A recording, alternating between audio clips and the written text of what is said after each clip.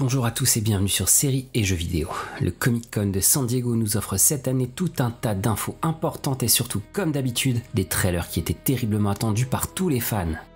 Que ce soit Westworld ou The Expanse, dont je vais vous parler le plus rapidement possible, toutes les grosses séries qui arrivent plus ou moins rapidement ont été couvertes par des bandes annonces, en général très complètes et surtout avec des dates de diffusion qu'on attendait tous. Le gros morceau vendredi, c'était le trailer de The Witcher qui est attendu sur Netflix pour cette fin d'année et qui est clairement la tête d'affiche de la plateforme pour attirer tous les fans déçus par la fin de Game of Thrones. Ils ont mis le budget en termes de campagne de communication pour le casting mais aussi pour les effets spéciaux ou la construction des décors. Même si un ou deux détails ont visiblement choqué les fans, je pense que cette première saison, oui car il y en aura d'autres c'est certain, va nous proposer une adaptation de grande qualité des romans d'Andrzej Sapkowski avec un Geralt de Rivia interprété par Henry Cavill bien sombre et altéré physiquement par la toxicité des différentes potions qu'il est obligé d'ingérer pour mener à bien ses missions. Quoi qu'il en soit, je vous propose mon analyse complète de ce trailer avec tout ce que ça implique de spoiler puisque je fais référence à plusieurs passages des romans. Donc vous êtes avertis, passons quelques minutes ensemble, c'est parti générique.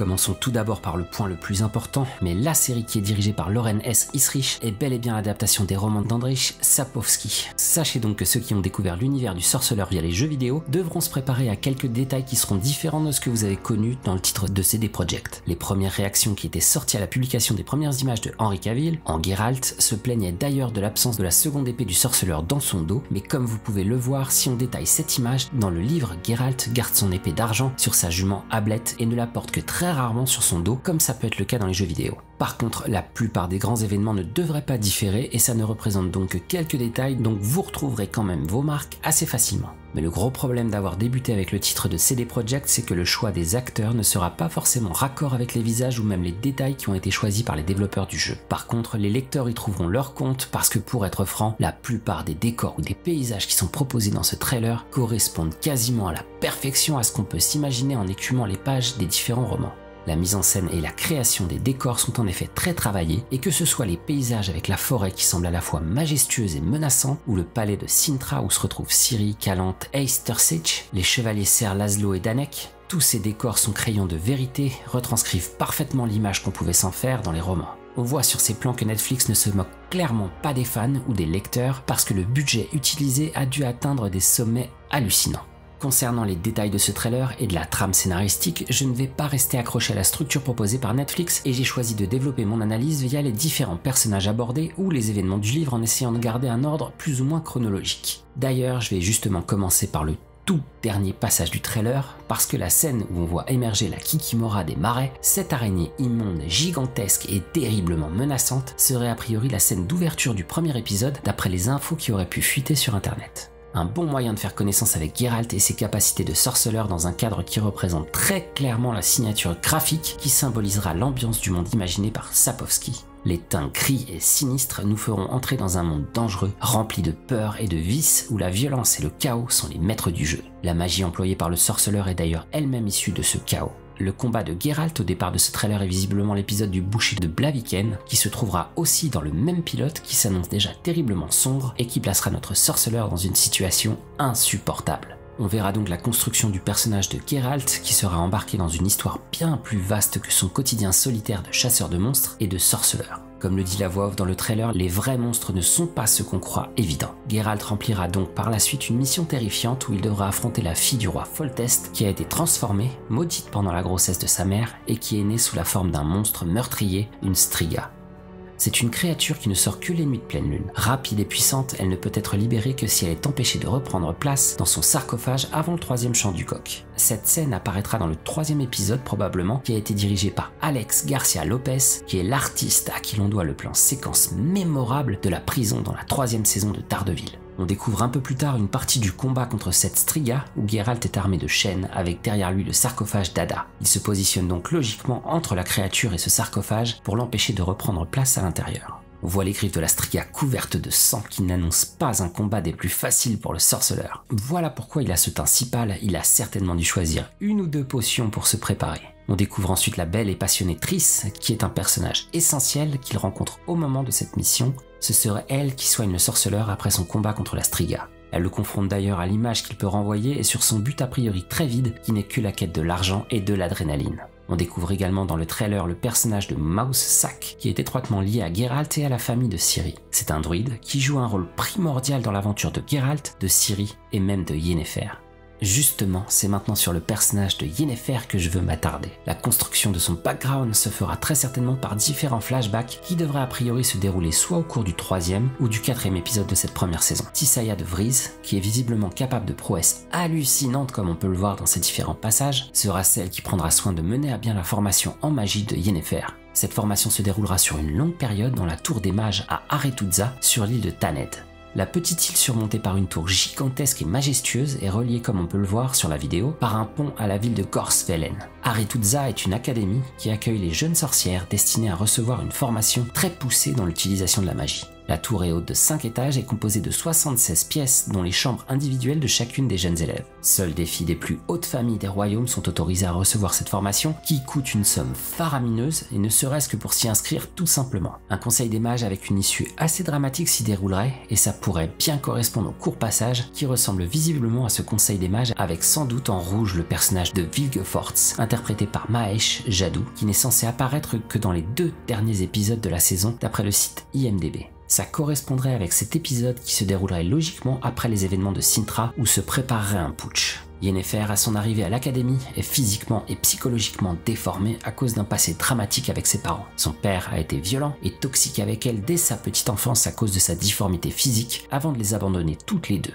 Par la suite, sa mère, qui avait tenté de la protéger de ce père agressif et violent, lui reprochera le départ de son mari et se met elle aussi à l'abattre. On retrouve à cause de ces passages traumatisants une rage liée à son passé dans la scène face au miroir qu'elle brise avec toute sa colère parce que l'image qu'elle y voit est celle de la fille qui n'a jamais été aimée par son père et qui a provoqué sa fuite en entraînant la haine de sa mère. Elle évoluera à Aretuza aux côtés de Istred, qui est interprété par Royce Pearson et qui sera son premier amour dans cette académie avant Geralt. Elle évoluera également aux côtés de Sabrina, qui est interprétée par Terrika Wilson Reed. Cette partie représente donc la jeunesse de Yennefer avant sa transformation. L'évolution du personnage dans les livres est impressionnante. Yennefer passe de la fille fragile, torturée par la rage et la honte, à la sorcière Yennefer, qui est capable de prendre la défense comme dans cette scène d'une femme et de son bébé sur la plage contre un autre mage, et autant dire qu'elle est sur le point de lui botter les fesses, c'est le moins qu'on puisse dire. Une fois sa formation terminée, Yennefer se transforme littéralement, que ce soit physiquement ou psychiquement. Elle devient une femme dangereuse et terriblement attirante avec des capacités de destruction assez avancées. Et elle va en user et en abuser même au détriment de Geralt parfois.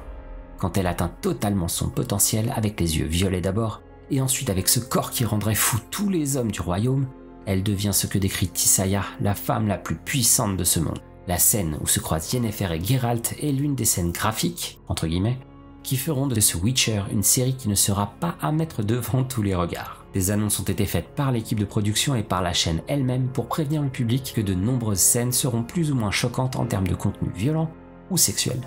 En tout cas, pour en revenir à la sorcière surnommée plus tard la cavalière de guerre, il existe peut-être plus puissante quelque part dans le royaume. Voilà pourquoi je veux en venir à Ciri, et je crois que cette transition était peut-être la plus pitoyable de l'histoire de la chaîne.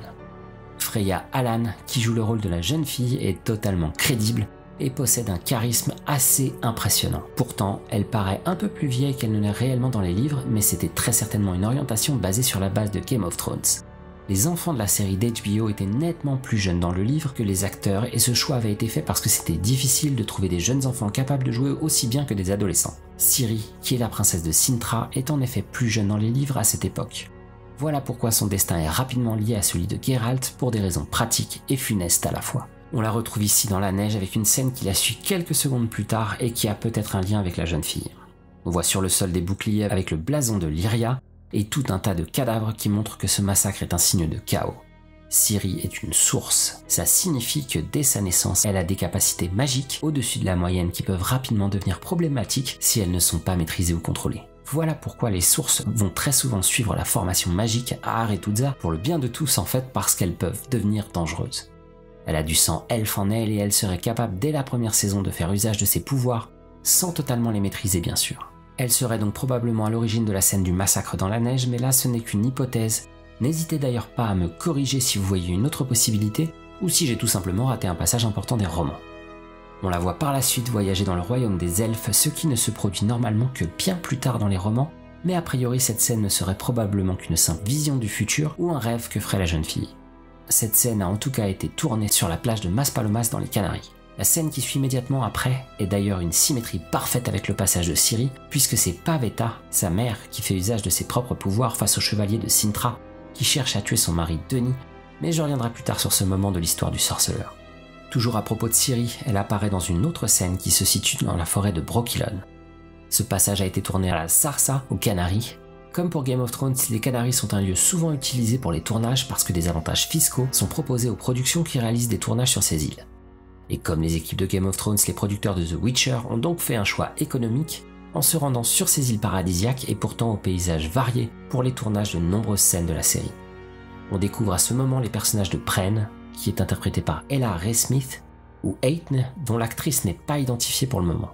Ciri fait la rencontre des Dryades, un peuple qui vit en symbiose avec la forêt qui les abrite, et qui sont des archers hors du commun.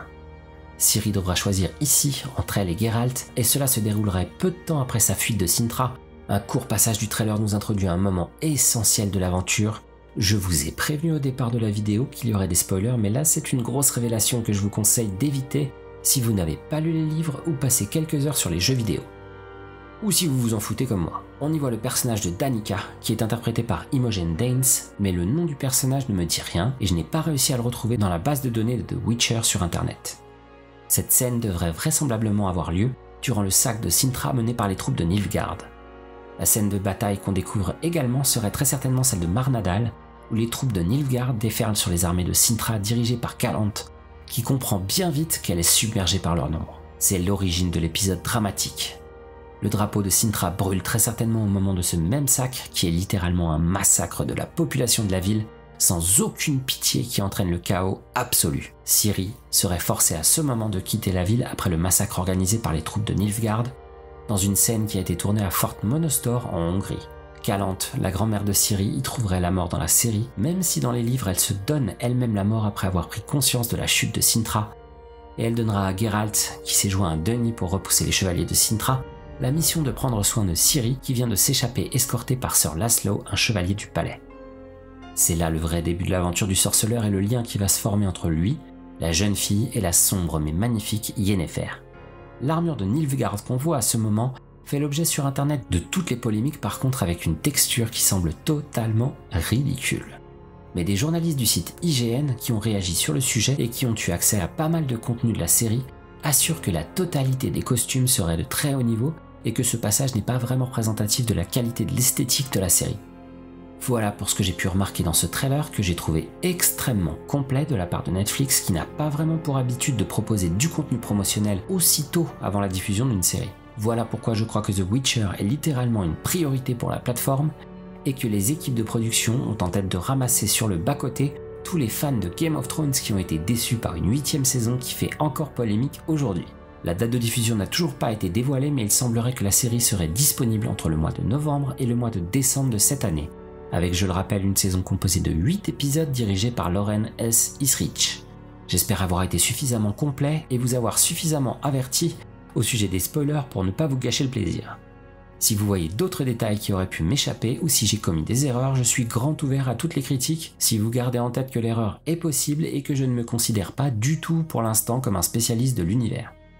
J'ai prévu de prendre avec moi pendant mes vacances la totalité des tomes de Sapkowski pour être au niveau au moment où je vous proposerai du contenu sur l'univers de Geralt de Rive. La prochaine vidéo sera mon analyse de la partie 3 de la Casa des Papel et j'attends un deuxième tour chez Konami pour remettre la main sur PES 2020 avant la sortie de la démo dans quelques jours. Comme d'habitude, je vous invite à me rejoindre sur les réseaux sociaux, que ce soit Twitter pour avoir toute l'actualité que je peux dénicher, ou sur Instagram avec des news et des stories aussi jolies que possible avec à peu près les mêmes contenus. En tout cas, vous connaissez la suite, portez-vous bien, regardez des séries, jouez à volonté et je vous dis à très bientôt sur Séries et Jeux vidéo.